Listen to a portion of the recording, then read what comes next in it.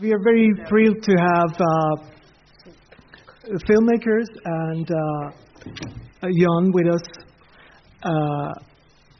It's for giants here. Yeah, there's no what I can put under my. Okay, maybe you can find another more suitable. Okay. In the meantime, it's very thrilling to have you here, Margareta, because. Well, of course, you admire Ingmar Bergman, and that's the subject of your film. But also the subject of the film is someone who has admired you and your work.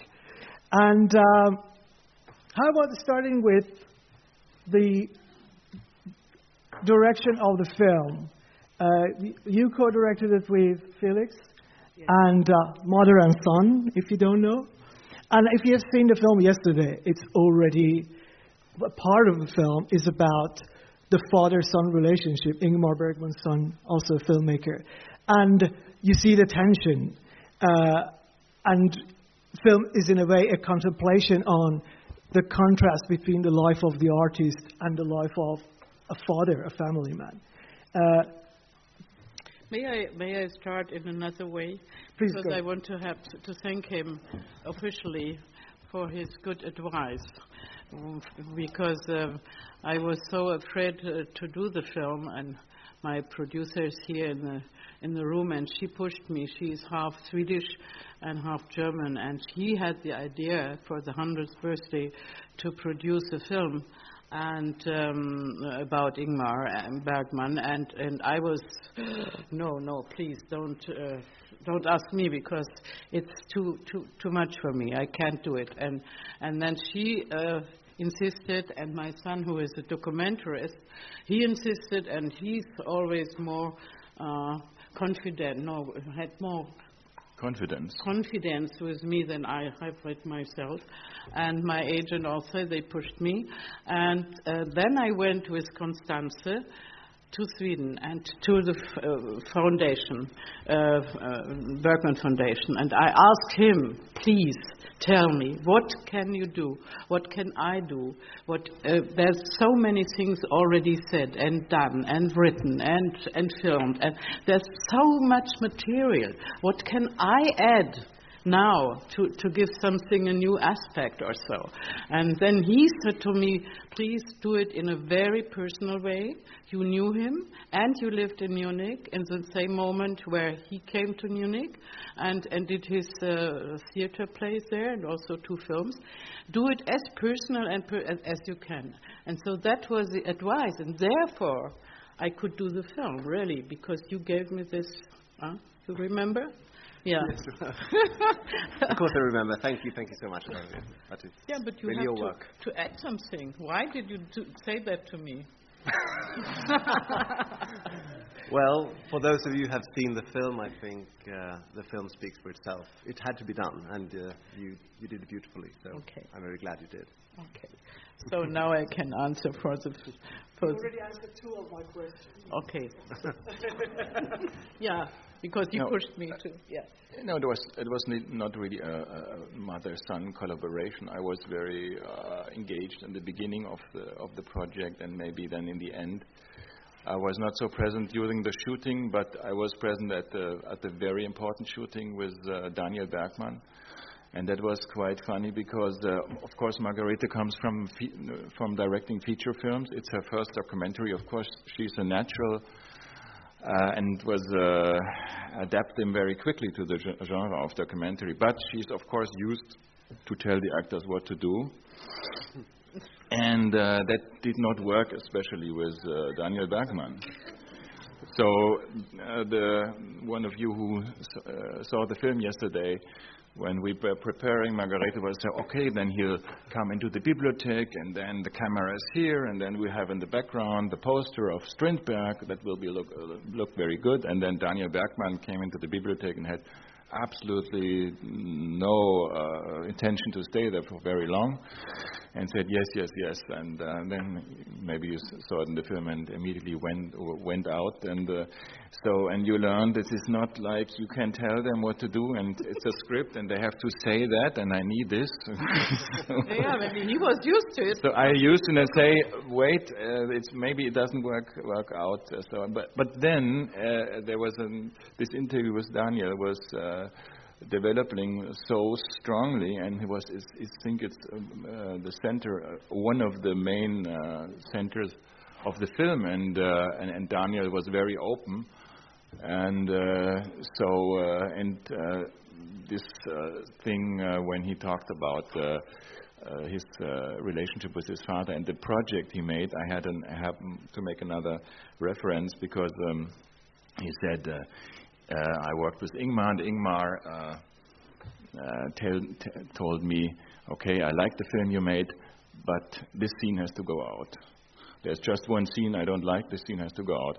And I made a documentary this year with Margarete as main protagonist. It's about the radical sympathizers of the radical left in Germany. And you are one of the main characters. And when I showed the film to Margarete, she said, well, it's a great film, but there's one scene, and this one scene has to go out. Margarete, do you like this one? That's all I have to say to the collaboration. No, I'm bigger than you.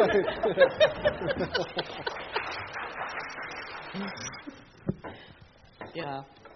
So there are two very interesting scenes in the film. One is, I don't remember if it was before the encounter with Bergman's son or after, but there's a scene actually behind the scene of Fanny and Alexander, in which Bergman hugs, like a beautiful uncle, like a father figure, hugs this boy actor. And he's so physically kind to him, unlike the way he behaved towards his son.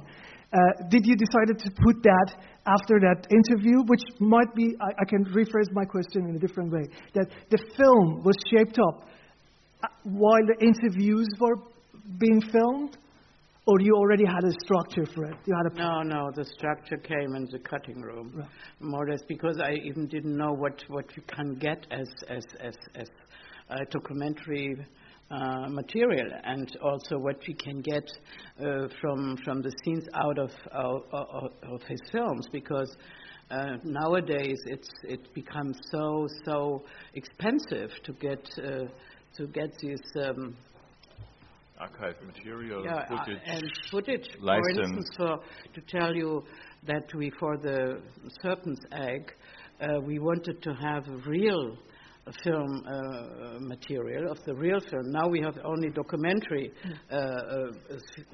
scenes in it, but we wanted to have, and we already chose a scene which I was then talking with him behind the bars, and when he's running and he's trying to get out of the police station, and it's a very good scene, but that was the possession of this film was Americans, and they wanted for 1 minute $18,000. So you can imagine, when you do a documentary, you have not this much money to. So you have to choose also, not only because you would like to have some scenes, and you have some scenes in mind because you know all the films of him. You have to choose it also that when you get this scene, then you have to sacrifice another, because we have a certain budget, and we have to stay with. No. It's really a problem with this here. Giant of cinema, but not in the chair. You have to stay in a certain budget, and so that's for me also a little bit new. He knows it because he has always a little bit the same problems. But so to give the impression that it's really your film and you want to say that what you say in the film, that's also a thought I had to learn about it, how to deal with it. You know that your Swedish film industry is very kind, but They didn't say, "Oh yes, Margarete, you want to do a film? Please take all the material." Yes, well, I'm not taking any responsibility. I know. So, Ewan, you watched the film for the first. I'm sure you've seen. He's in the film, of course, but you just saw the film 2 days ago, right? Yeah. Yeah. What do you think now? I mean, if you don't want to say it in front of Margaret. I've already did. I saw it on the worst possible circumstances on my laptop on my flight here. So things could have been better. But I was moved to tears from not least the episode you've already talking about with Daniel Bergman. And as you were hinting upon, Hassan, and also picked up by both Felix and Margarete, the whole, of course, the aspect of parenthood is crucial in Ingmar Bergman's work. And knowing that this is a project between a parent and her son, and about parenthood, it was really moving in its own right. Then, of course, I think it is a great introduction to the cinema of Ingmar Bergman and the cinema of Margarete von Trotta, obviously. And so, yes, I really liked it. Now I'm afraid, because we have not yet the reaction of Daniel. So you will have it, I'm sure. Did you used to watch when Bergman moved to Munich, Margarete? Did you used to watch films together, going to the cinema? With him? Yes. No, No. Never. No. Just coming to your flat, holding your hand. Oh, and I wanted to add something because you said you chose the scene where he hugs the little boy. Yeah. But he was on set. He hugged everybody. He has always to take something in his hands to get more contact to the actors and also the collaborators or so. And Katinka Farago, his script girl, she talked to us and she told us this scene with the hand in the morning, and they went together in a dark room. And for 20 minutes or half an hour, and they just had holding hands all the time, even without speaking. So he needed this connection to get out also for his own strengths, for his own, because he was always anxious. No, he was very much fearing life and fearing. He always thought he was not on top of what he must have been, and I'm like this too. When I'm making a film, I have always to touch something. I have the feeling I can explain myself better to the actors because it passes also through the body and not only because you explain it verbally. So when I did my second film, I did it with Heinz Bennent, who is in Shanghai, who is in The Serpent Egg, one of the main characters. And I touched him, and he said, but you're like Bergman. He's always touching me all the time. So I understood that even this we have in common. So, no, he didn't go with me to the cinema and holding hands. I don't think that he would have liked that. He looked at the films alone in his own. I even don't know if he ever went to a real cinema. When he was in Faro, he had this cinema. You can see it in the end of my film when I'm sitting on this green seats. No, that was his own cinema, and he every afternoon at 3:00 they had a screening of some film he chose, and he got the films from the Swedish Film Institute and they sent the copies to him to look at the films. So he knew practically all the European films which were made in this period, and also ancient older films, but. And so far, he looked only films in his house. or at the television with then when DVDs were coming. But I don't think that he went to really to, or you know it perhaps better, that he went to a cinema because he was afraid of people. He couldn't stand in middle of a crowd of other people. He was claustrophobic in a way with people, not with rooms. Yes. Can I add something to that?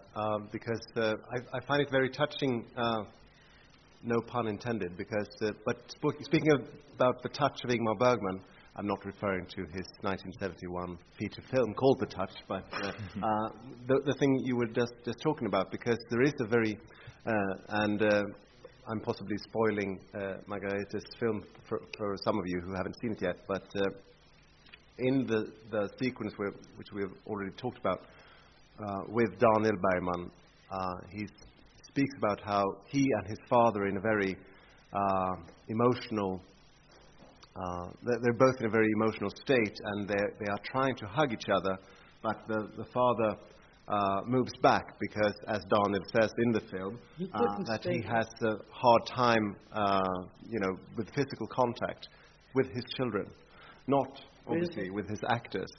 So I find that very moving because it is, of course, I think that, and without going into the psychology of Ingmar Bergman, I wouldn't want to do that, especially not retrospectively. But it's easy enough to understand how Ingmar Bergman needed that kind of, he needed a set, whether a film set or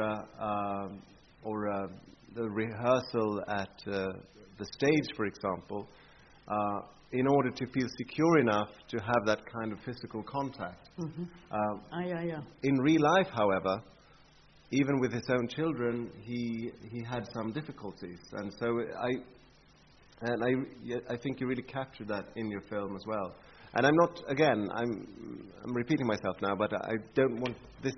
It's less, I think, a matter of psychology than of that of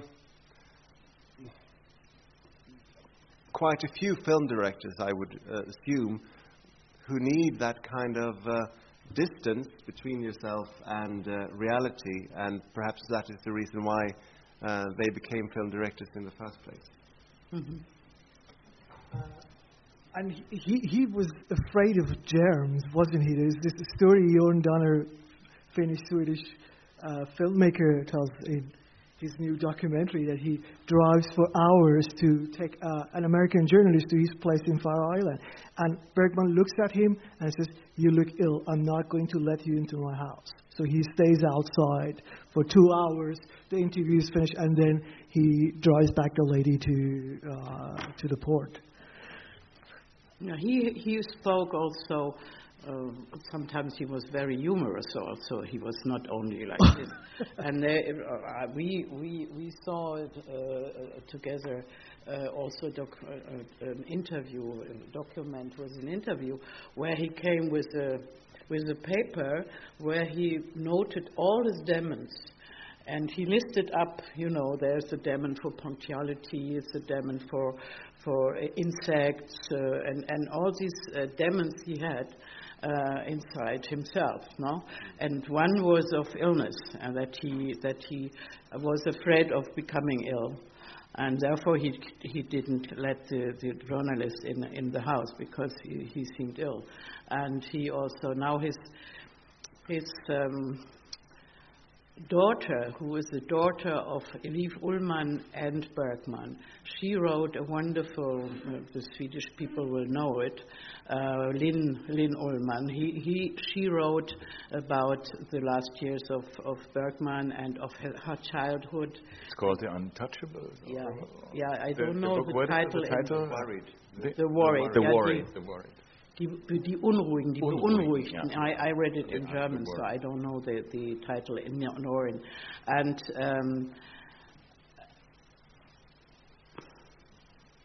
no, what? We were talking about the fear of illness, and and His Demons. the book by his Demons, But there she speaks about that he couldn't stay.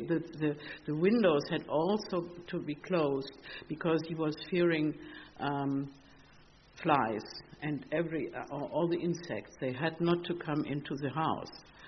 So you can imagine how the house was also in a way claustrophobic, because he was always fearing all these insects in summer because so many insects in Sweden. Yeah. No, so he had these how could you say it? How could you name it? These several phobics. Phobics. Yeah, I think we could probably fill an entire conference about Ingmar Bergman's phobias, but I just want to remind everybody that he's not the only artist who suffers from psychiatric ailments, and that's what they were. I don't think we should either romanticize them nor ignore them. He was accepting it and speaking about it. There are so many artists, they have it, but they never say it. Right. And he was so sincere, like also Östlund say it in Ruben, no? That he had the generosity or the capacity to speak about all these phobics, and to put them in his films, but also to say it too, and that is exceptional. Therefore, we have to speak about that. Can I ask a question about the selection of interviews in the film? It's a very interesting group of people from different generations. All, of course, have associations with Ingmar Bergman.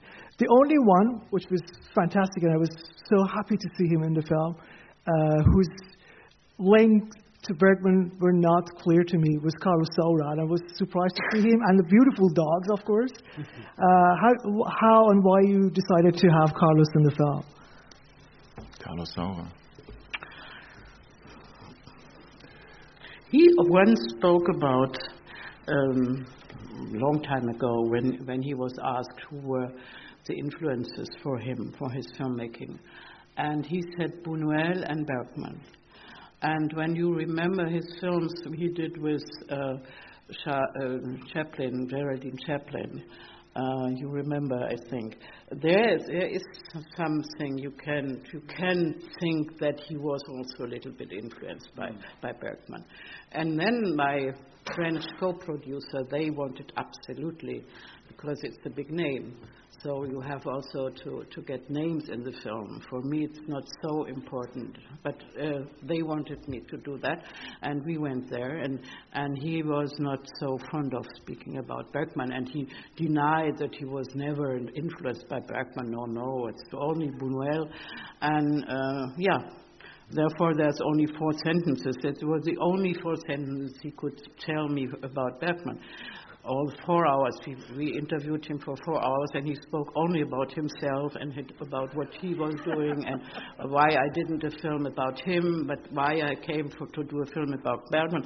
So, but he's an old now also you can accept it, because the more you get old, more you want to be still alive and to speak about yourself.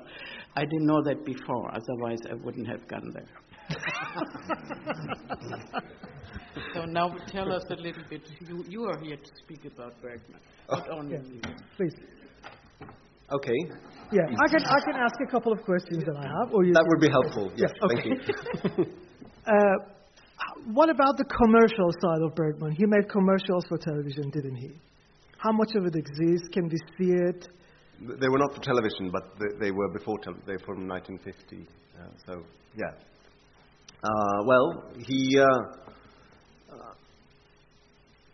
I think Bergman would be the first to say that he was constantly working in an industry, and I mean, cinema, of course. One of the things many of us love cinema is because it is both an art form and an industry.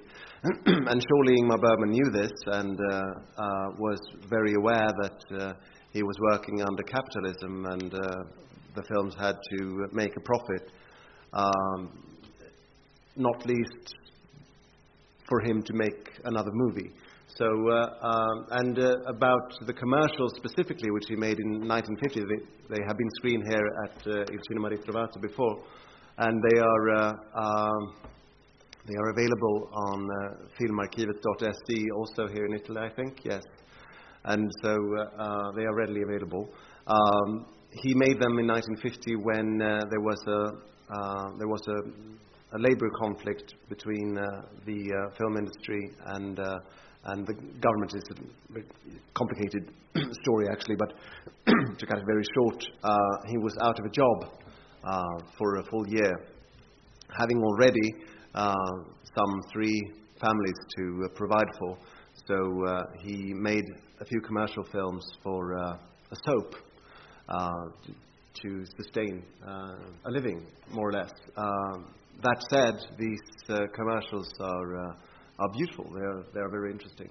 But I think that expanding the concept somewhat, I think this commercial aspect of Ingmar Bergman is quite interesting, because he is, of course, hailed as one of the greatest, art house film directors. But he surely was very keen on having this, if not commercial, then at least this entertaining side to his films, which is evident for those of you who saw re-saw The Seventh Seal yesterday. It is a film which has as many comic reliefs as it has their more famous, less comic scenes then. I have a question for Margaret about the women of Ingmar Bergman, the women in films by Ingmar Bergman. Some of them are in your film, interviewed in your film as well. They're very different from the women in your films. And for me, the major difference is being political and apolitical. Very political, politically committed in your films. And almost no sign of politics in the domestic lives of these characters in Bergman films. Still, it seems, in searching for Ingmar Bergman, that you have a certain sympathy for these characters, who are far from the characters that you have depicted in your films. No, they are not so far away, I think, because my characters are not only political, it's also a wide space also for inside, looking inside and having personal problems, and it's not. And I think Bergman was not apolitical. He was looking at this politics in Sweden, but he didn't want to put it in his films. He decided not to be political in his films. And I'm another generation, and I'm German, so we had another history in our country, no? And we had, when we started to make films, that was after 1968, so we had all this revelation about our past, and that was our package, and we had to deal with it. And so that was normal, that these perspective of the past and of how you deal with the past and what was your way to look to the future and also to the past. So that is such another story from our country side that you can't compare that. But I think he was very aware that the Swedish woman, like also Assayas says it in the film, they were very emancipated already. And when you look at Italy or France or so of the same time, the Swedish women were much more advanced in their own, constipation of themselves then, no? And also seen from outside. Shall we take a couple of questions from the audience? That's a question for you. Yeah. Or you, or both. Well, if I can certainly start. I think that there is also, which is evident in your film, there is... I think one key to understanding that is that when when Bergman resided in Munich for several years in the late 1970s and early 1980s, he staged as a kind of a showcase for the Scandinavian theatre tradition a triple feature with Ibsen's A Doll's House, Strindberg's Miss Julie, and his own Scenes from a Marriage, which is, of course, rather telling of how Bergman placed himself in that tradition, and also rather telling of how confident he was to be, at par with Ibsen and Strindberg, two of the greatest, dramatists in the history of 19th century theatre. And so, of course, Ibsen's and Strindberg's influence on Bergman cannot possibly be overestimated. Though, of course, there are many others as well. A few of them who are probably more known in Sweden than in other countries, such as his namesake Hjalmar Bergman, no relation, and another writer with deep influence on Ingmar Bergman, and Per Lagerkvist, who, though he is a Nobel laureate, is probably still more known in Sweden than abroad. Of course, I think the influence on Ingmar Bergman's career, of course, takes it basically starts from the post-war period and onwards, and as such, it has as much or almost as much connected to the trauma of the World War than as so many other films from the mid-40s and onwards.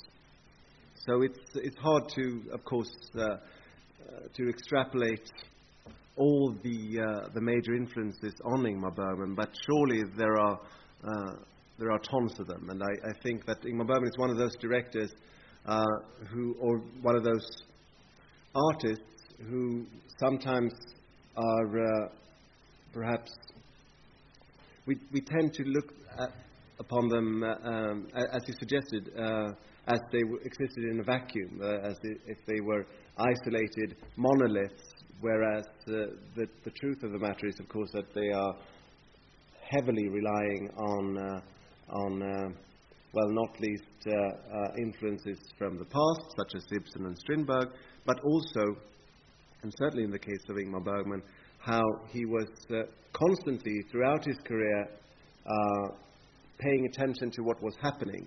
So, I mean, for his films that he made in Germany, for instance, I mean, The Serpent's Egg, it is clear to see how this is a sort of a response to Cabaret, coming a few years earlier, and From the Life of the Marionettes look sometimes more like Fassbinder than Ingmar Bergman, and so on and so forth. And there are so many of those influences that we could, after we've done the conference on Ingmar Bergman's phobias, we can go into that.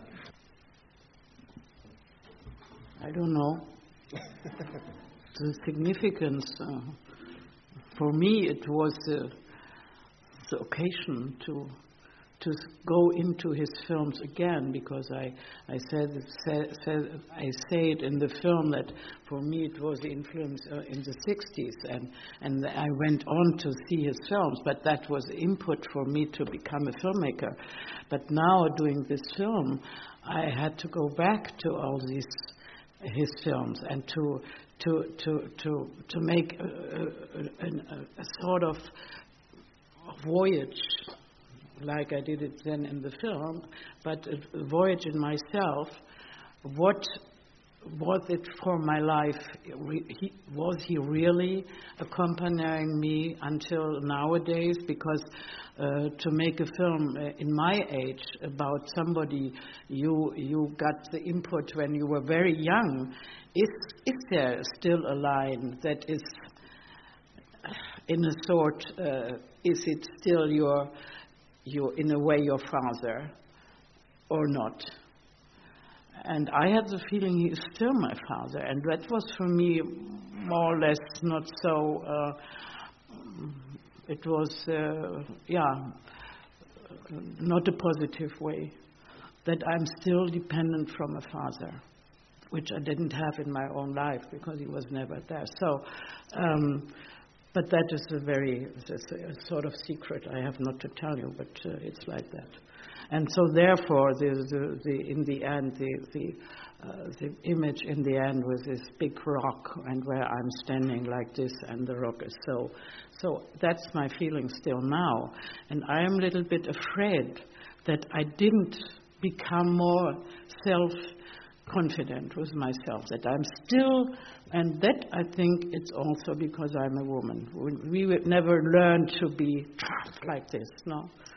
We are still under the shadow of all our male colleagues in the cinema. Well, first of all, when it comes to Ingmar Bergman's favorites among his own films, he changed his mind all the time. So you don't depends on where and when you got that quote. But surely, this afternoon, the film he hated the most of his own is the screen here. So we'll be coming back to that issue in a few hours. But I do agree with you. I've heard that also, how Bergman has spoken fondly about Summer with Monica. Surely it is one of his most. It was one of the films that launched his career, and it is also the film in which he met Harriet Anderson, with whom he became romantically involved for several years, and who, of course, stars in many of his films. It is also, I think, it is in a way the epitome of Scandinavian cinema of the 1950s and early 60s, which are, of course, also associated with the notion of the Swedish sin, which is something else that you couldn't possibly overrate in the success of Ingmar Bergman, and he was one of the first to acknowledge that. He actually, for a leaflet for the I think the French distribution of Summer with Monica, he wrote a fake interview with himself. Ingmar Bergman often did that, and in that interview he said that skinny dipping should be mandatory in all Swedish films, because or at least they should have contained some nudity, because these things sell films. Of course, Bergman is very keen on downplaying the artistic side of his films. I think he genuinely felt more, or that he really did associate himself with the gestures of the Seventh Seal rather than with high art, and as such he felt all kinds of when needed you should use every possible tool you would have in your box, and nudity being one of them. That said, though, I know I have spoken to many people from around the world who have witnessed, people who would now be in their 80s, who have witnessed how when they first saw films like, for instance, Summer with Monica in the early 50s, how these films, rather than just being erotically suggestive, how they could also function as rather political films, in the sense that they showed that another world is possible, that there are indeed, in cultures where with heavy censorship, in dictatorships, and where these films came as a message from a world which were considered to be more free in a way. This is something that could be, of course, also problematized, but still, I think all those aspects would perhaps, in a way, sum up why Bergman himself felt so fond of Summer with Monica.